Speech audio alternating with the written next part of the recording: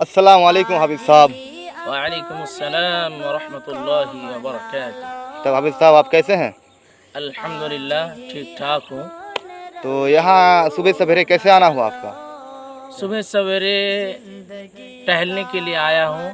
सुबह सवेरे चलने से शरीर के लिए, बदन के लिए बहुत ही फ़ायदेमंद है। तो हाफिज़ साहब जब मुलाकात हो गई आज, तो मैं आपसे एक सवाल करना चाहूँगा कि बहुत सारे लोग जो है जैसे क्या है, आज फजर की नमाज में जो है एक बंदा सूरह फातिहा पढ़ रहा था, तो हमको कुछ लगा कि ये सही पढ़ रहा है या गलत पढ़ रहा है।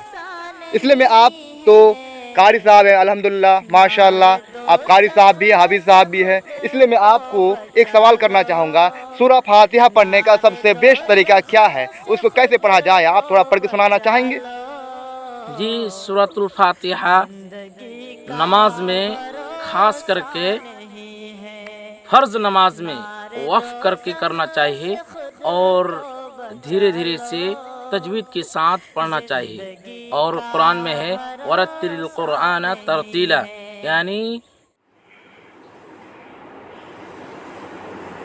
अल्हम्दुलिल्लाहि रब्बिल आलमीन अर्रहमानिर रहीम मालिकि यौमिद्दीन इय्याका नअबुदु व इय्याका नस्तईन इहदिनस सिरातल मुस्तक़ीम सिरातल लज़ीना अन'अमता अलैहिम गैरिल मग़्दूबि अलैहिम वलद्दाल्लीन।